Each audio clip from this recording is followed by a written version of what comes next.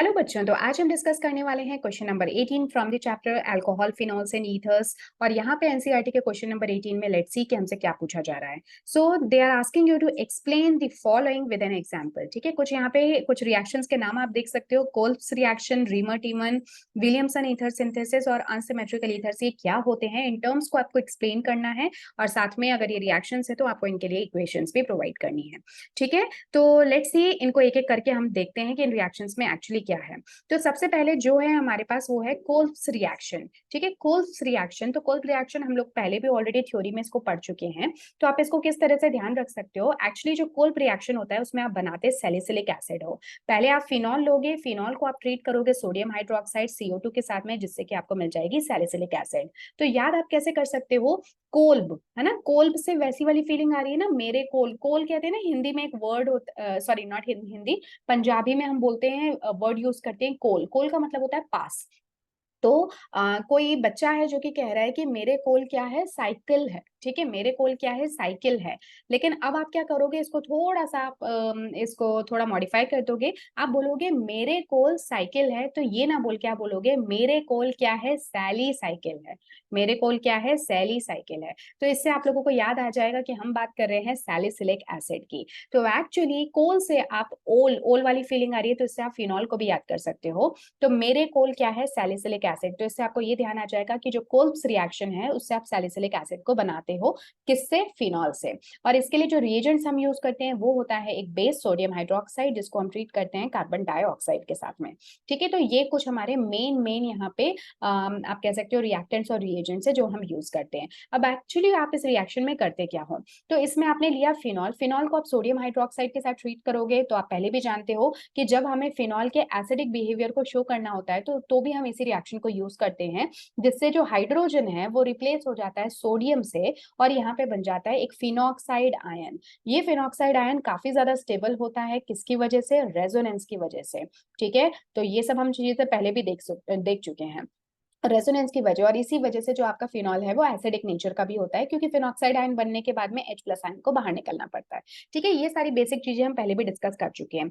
अब जब आप एक बार सोडियम फिनॉक्साइड यहाँ पे बना लेते हो इस रिएक्शन में, तब आप इसको ट्रीट करते हो कार्बन डाइऑक्साइड के साथ। तो मैं ये थोड़ा सा स्टेप आप लोगों को करके दिखा देती हूँ कि एक्चुअली यहाँ पे होता किस तरह से है। ये है आपका O-, Na+। ठीक है, कहने का मतलब ये है कि ऑक्सीजन आपका नेगेटिवली चार्ज है। अब जब कार्बन डाइऑक्साइड यहाँ पर आता है, ठीक है, कार्बन डाइऑक्साइड, तो एक्चुअली होगा क्या, आपको पता है phenoxide ion, phenoxide ion resonance जो कि शो करता है, जिसकी वजह से ऑर्थो और पैरा पोजीशन पे नेगेटिव चार्ज आ जाता है ना। ये सब चीजें हम रेजोनेंस वाले पार्ट में डिस्कस कर चुके हैं। तो मैं यहाँ पे आपको डायरेक्टली जो एरोज हैं वो शो कर देती हूँ कि एक्चुअली जब ये एरो शिफ्ट होगा तो यहाँ पे क्या आ जाएगा, नेगेटिव चार्ज ऑर्थो पोजिशन पे। तो इसका मतलब ये इलेक्ट्रॉन रिच सेंटर है। इलेक्ट्रॉन रिच सेंटर जो है इलेक्ट्रोफिलिक कार्बन, ये कार्बन मैं इलेक्ट्रोफिलिक इसलिए कह रही हूँ क्योंकि ये दो दो ऑक्सीजन के साथ में प्रेजेंट है जो कि डबली बॉन्डेड है। तो इस वजह से कार्बन काफी ज्यादा इलेक्ट्रोपॉजिटिव है, इसके ऊपर बहुत ज्यादा इलेक्ट्रॉन की कमी है। तो ये जो नेगेटिव चार्ज है बेंजीन के ऊपर ऑर्थो पोजिशन पे जो है वो जाके अटैक करेगा इस CO2 के ऊपर, जिससे कि हमारे पास में कुछ इस तरह की सिचुएशन आ जाएगी, जिसका कि हम फर्दर कर देते हैं हाइड्रोलिसिस। तो यहाँ पे क्या हुआ, ये देखो, यहाँ पे तो बन गया डबल बॉन्ड ऑक्सीजन और कार्बन के बीच में, और इधर जो नेगेटिव चार्ज आया था उसने जाके अटैक किया कार्बन के ऊपर, जिससे कि बॉन्ड हो गया कुछ इस तरह से shift, and this becomes O- और डबल बॉन्ड O। जब इसी का हम फर्दर हाइड्रोलिसिस कर देते हैं तो हमें क्या मिल जाता है product, we get this as the product, यानी कि सैलिसिलिक एसिड। आपको ये प्रोडक्ट मिल जाता है। ठीक है, सैलिसिलिक एसिड में एक तरफ तो अल्कोहलिक पार्ट होता है और दूसरी तरफ COOH होता है, बट ये हमें कब मिलेगा, जब हम इसका करेंगे हाइड्रोलिसिस। तो देखो सेकंड स्टेप में हम हाइड्रोलिसिस कर रहे हैं, हाइड्रोलिसिस करने पे ये डबल बॉन्ड O भी आपका OH के अंदर कन्वर्ट हो जाता है। ठीक है, और आपको मिल जाता है सैलिसिलिक एसिड। ठीक है, so this is an important reaction, इसको आप ध्यान रखना। इसके अंदर एक इंपॉर्टेंट चीज हमें देखने को मिलती है कि जो भी कुछ कार्बन का नंबर था, जो भी कुछ कार्बन का नंबर है फिनॉल के केस में, अब वहां पे कार्बन का नंबर 1 से बढ़ जाता है। क्यों, क्योंकि एक COOH ग्रुप यहाँ इंसर्ट हो चुका है एक एक्स्ट्रा कार्बन के साथ। ठीक है, तो यहाँ पे कार्बन का नंबर क्या हो रहा है, इंक्रीज हो रहा है। ये एक इंपॉर्टेंट बात आप ध्यान रख सकते हो। ठीक है, so this is your Kolbe's reaction, जहां पे हमने रिएजेंट यूज किया सोडियम हाइड्रोक्साइड, कार्बन डाइऑक्साइड और हाइड्रोलिसिस किया फिनॉल का, जिससे मिल गया हमें सैलिसिलिक एसिड। तो ये कंप्लीट एक्सप्लेनेशन था इस पर्टिकुलर क्वेश्चन का। अब चलते हैं हम, जो हमारी दूसरी रिएक्शन है वो है रीमर टीमन रिएक्शन। ठीक है। रीमर टीमन रिएक्शन में आप क्या करते हो, CH3, इसको हम कहते हैं क्लोरोफॉर्म। ठीक है, क्लोरोफॉर्म को बेसिक मीडियम में ट्रीट कराते हो फिनॉल से, जिससे आपको अब मिल जाएगा सैलिसैल्डिहाइड। देखो पहले वाले केस में हमने सैलिसिलिक एसिड बनाया था, तब फिनॉल के ऑर्थो पोजीशन पे कार्बोक्सिलिक एसिड ग्रुप था। सैलिसैल्डिहाइड में क्या होगा, फिनॉल के ऑर्थो पोजीशन पे अब एक एल्डिहाइडिक ग्रुप होगा, इसीलिए हम उसको सैलिसिलिक एसिड कहते थे और इसको सैलिसैल्डिहाइड कहेंगे। ठीक है, तो इससे आपको ये कंपाउंड भी याद हो गया। अब देखो यहाँ पे होता क्या है, यहाँ पे फिनॉल से सैलिसैल्डिहाइड बन रहा है, तो इसको आप पहली बात तो याद कैसे कर सकते हो, देखो रीमर टीमन। ठीक है, यहाँ पे क्या है, मैं आपको एक छोटा सा एक स्टोरी टाइप के बता सकती हूँ इसके लिए। ठीक है, बाकी अगर आपके पास इससे कोई बेहतर तरीका है तो आप प्लीज उसको अपनाओ, बट मैं इस तरह से इसको याद रखती हूँ। तो जैसे इसमें है ना कुछ ऐसी फीलिंग आ रही, देखो क्लोरोफॉर्म आप लोगों ने मूवीज में बहुत देख रखा होगा कि हैंकी पे कुछ लोग होते हैं जो कि क्लोरोफॉर्म लगाते हैं, किसी को सुंघाते हैं और वो 2 सेकंड के अंदर बेहोश हो जाता है। हालांकि 2 सेकंड में कोई भी बेहोश नहीं होगा क्लोरोफॉर्म से, लेकिन ये डेंजरस तो है ना। क्लोरोफॉर्म कोई भी ऐसी चीज जो कि आपके नर्वस सिस्टम के ऊपर टेक ओवर कर सके, वो अच्छी चीज तो नहीं हो सकती। तो इसलिए हम मान लेते हैं कि क्लोरोफॉर्म जो है वो किसी इंसान को मार सकता है, और एक्चुअली मार सकता है अगर बहुत ज्यादा लंबे टाइम तक एक्सपोजर हो तो हम ये कह रहे हैं कि तुझे तेरा मन, जैसे टीमन से आप क्या याद कर सकते हो, तेरा मन, तेरा मन है तो मर। ठीक है, यहां से आप याद कर सकते हो मर। तो क्लोरोफॉर्म सूंघ कर तेरा मन है तो मर, पर मुझे छोड़ दे। ठीक है, मुझे क्या दे, छोड़ दे। तो देखो ये सी एच ओ है ना, इससे आप छोड़ याद कर सकते हो। CHO जो है इससे आप छोड़, अगर CHO के आगे मैं एक छोटा सा डी लगा दूं तो ये छोड़ ही हो गया ना, जिसको आप इंग्लिश में लिख सकते हो, लेकिन अभी फिलहाल मैं नहीं लगा रही हूँ कि आपको सिर्फ समझाने के लिए है। तो CHO से आप छोड़ याद कर सकते हो। तो देखो आपके पास में क्या बन गया, तेरा मन है तो मर, क्लोरोफॉर्म सूंघ कर, क्लोरोफॉर्म सूंघ कर, पर मुझे छोड़ दे, पर मुझे छोड़ दे। अब देखो सभी चीजों के ऊपर आपको फोकस नहीं करना है, ये सिर्फ एक छोटी सी स्टोरी है। आपको जिन जिन पार्ट पे फोकस करना है वो बस ये है, तेरा मन, तेरा मन मतलब हो गया टीमन, मर से हो गया रीमर, क्लोरोफॉर्म यानी कि आप यहाँ पे CHCl3 को यूज कर रहे हो बेसिक मीडियम के अंदर, और छोड़ से आप याद करोगे कि यहाँ पे एक CHO ग्रुप जाके ऐड हो जाएगा। ये CHO ग्रुप ऐड किसके अंदर हो रहा है, जो आपने फिनॉल ले रखा है, एग्जैक्टली फिनॉल का फिनॉल ही है, बट यहाँ पे ऑर्थो पोजिशन पे अब क्या आ चुका है, CHO आ चुका है। ठीक है, तो आई गेस कि आप लोगों को रिएक्शन याद हो गई होगी। अब हम देख लेते हैं कि एग्जैक्टली रिएक्शन में हो क्या रहा है। तो ये मैं आपको ऑलरेडी पहले भी एक्सप्लेन कर चुकी हूँ कि यहाँ पे फिनॉल को जब आप CHCl3 से ट्रीट करते हो तो यहाँ पे बनती है कार्बीन। ठीक है, CCl2 एक कार्बीन स्टेट बनती है, जिसमें कि कार्बन इलेक्ट्रॉन डेफिशिएंट है क्योंकि इसका ऑक्टेट कंप्लीट नहीं है, और साथ में जो आपका HCl है वो बाहर निकल जाता है, सोडियम हाइड्रोक्साइड की आप प्रेजेंस में कर रहे हो। ठीक है, तो ये जो CCl2 है यही जाके या तो CHCl2 के फॉर्म में या CCl2 के फॉर्म में जाके जुड़ जाता है इस ऑर्थो पोजिशन के ऊपर। जब हम सोडियम हाइड्रोक्साइड से ट्रीट करते हैं तो ये आपका ऑक्सीडाइज हो जाता है CHCl2 से, यानी कि ये जो स्टेट है ना CHCl और Cl, ये दोनों किससे रिप्लेस हो जाते हैं, CHOH से। और हमेशा आप याद रखना कि एक ही कार्बन के अगर ऊपर दो दो हाइड्रोक्सी ग्रुप होते हैं तो वो कभी भी स्टेबल नहीं रह पाते, तो वहां से क्या निकल जाता है, एक वाटर का मॉलिक्यूल और बॉन्ड शिफ्ट हो जाता है कुछ इस तरह से। तो एक तो वाटर का मॉलिक्यूल निकल गया और यहाँ पे क्या बन गया, CH डबल बॉन्ड O।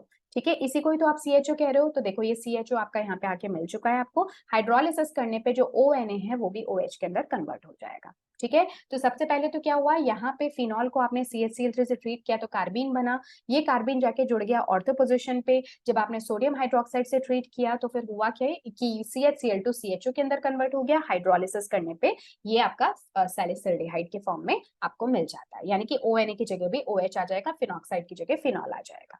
ठीक है, तो ये थी आपकी सेकेंड रिएक्शन, इसको हम कहते हैं रीमर टीमन। अब जो नेक्स्ट रिएक्शन है, दिस इज वेरी इंपॉर्टेंट, ये है विलियमसन ईथर सिंथेसिस। नाम से ही आप देख सकते हो ये ईथर्स को बनाने के काम आती है। ठीक है, इसके अंदर आप ट्रीट कैसे करते हो, आप RX को RONA से ट्रीट करते हो, यानी कि ये आपका है सोडियम एल्कोक्साइड से आप ट्रीट करते हो एल्काइल हैलाइड्स को, जिससे कि आपको मिल जाता है एक ईथर और साथ में सोडियम हैलाइड रिलीज हो जाता है। ठीक है, अब आप यहाँ पे डिफरेंट डिफरेंट एग्जांपल्स ले सकते हो, आर ग्रुप को चेंज कर सकते हो, तो जिस भी तरह के आर ग्रुप को आप इंट्रोड्यूस करना चाहते हो उनको, उनसे आप एक ईथर को फॉर्म कर सकते हो। राइट। तो यहाँ पे आपने क्या लिया, यहाँ पे आपने फिनॉल लिया और उसको सोडियम हाइड्रोक्साइड से ट्रीट किया, तो अब इस केस में क्या हो जाएगा, C6H5ONa सबसे पहले बनेगा। अब ये जो आपका सोडियम एथॉक्साइड बना, जब आप इसको RX से ट्रीट करोगे तो यहाँ से Na और यहाँ से X बाहर निकल गया और ये R जाके इधर जुड़ गया, जिससे कि आपको एक ईथर मिल गया। तो अलग अलग तरह के सिमेट्रिकल या फिर अनसिमेट्रिकल, एरोमेटिक या फिर एसाइक्लिक टाइप के ईथर्स आप फॉर्म कर सकते हो विलियमसन ईथर सिंथेसिस की हेल्प से। अब अगर आप इस रिएक्शन को याद रखना चाहो, इसके रिएजेंट्स को याद रखना चाहो, तो उसके लिए आप एक छोटी सी ट्रिक यूज कर सकते हो। विलियम का सन, ठीक है, विलियम कोई पर्सन है, उसका कौन है, एक छोटा सा बच्चा है, मान लो कि 1 साल का उसका छोटा सा सन है। तो देखो जो छोटे छोटे बच्चे होते हैं ना, वो हर टाइम क्या करते रहते हैं, रोते रहते हैं, है ना। कभी किसी चीज के लिए, कभी किस चीज के लिए, इधर उधर वो रोते रहते हैं। तो विलियम का 1 साल का जो सन है, ठीक है, 1 साल याद करने की जरूरत नहीं है, विलियम का जो सन है वो इधर उधर रोता रहता है, ठीक है, उसका इधर उधर रोना चलता रहता है। तो रोना से आपको याद आ जाएगा कि आपको ट्रीट करना है एल्काइल हैलाइड को RONA यानी कि सोडियम एल्कोक्साइड से, जिससे कि आपको क्या मिल जाएगा, ईथर। ईथर यानी कि ईथर, ठीक है, इससे आपको क्या मिल जाएगा, ईथर। तो विलियम का सन इधर उधर रोता रहता है या फिर उसका इधर उधर रोना चलता रहता है, ठीक है। तो इस तरीके से आप याद कर सकते हो कि this is for ether synthesis. और जो फाइनली अब हमारे पास है वो बहुत ही सिंपल सी बेसिक चीज है कि अनसिमेट्रिकल ईथर्स क्या होते हैं। तो अभी मैंने आप लोगों को बताया था, एक्चुअली ईथर क्या होता है, ROR, ठीक है। अगर सिमेट्रिकल ईथर हम कहते हैं तो सिमेट्रिकल ईथर के अंदर आपके दोनों तरफ जो है एक ही तरह के एल्काइल ग्रुप्स प्रेजेंट होते हैं या फिर अराइल ग्रुप्स प्रेजेंट होते हैं। बट अगर हम बोलते हैं अनसिमेट्रिकल ईथर, अनसिमेट्रिकल ईथर, तो ऐसे में क्या होगा कि दोनों तरफ जो एल्काइल या अराइल ग्रुप्स हैं वो डिफरेंट डिफरेंट होंगे।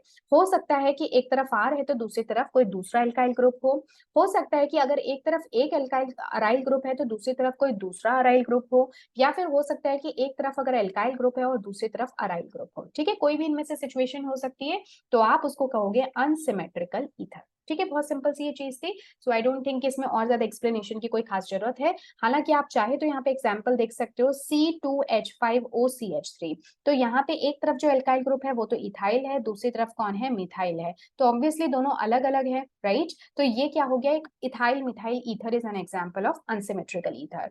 इसी तरह से आप यहाँ पे देख सकते हो, एक तरफ तो मिथाइल ग्रुप है और दूसरी तरफ यहाँ पे फिनाइल ग्रुप है, तो ये भी ऑब्वियसली दोनों डिफरेंट है। ये आपका एल्काइल पार्ट है और ये आपका अराइल पार्ट है। तो ROR वाला ये केस है, ठीक है, इसको आप कहोगे methyl phenyl ether. And again this is an example of unsymmetrical ether, ठीक है। तो ये था आपका question. So this was your question number 18 and I guess कि आप लोगों को ये बहुत अच्छे से समझ में आ गया होगा डिटेल में, एंड विद ट्रिक्स हमने इस क्वेश्चन को कंप्लीट कर लिया है। अब मैं मिलूंगी आपसे नेक्स्ट क्लास में, जहाँ पे हम क्वेश्चन नंबर 19 को डिस्कस करेंगे इसी तरह से डिटेल में। एंड सो बस यही है आज के इस वीडियो के लिए। नेक्स्ट क्लास में मिलते हैं नए क्वेश्चन के साथ में। Take care, good bye, thank you so much, see you very soon.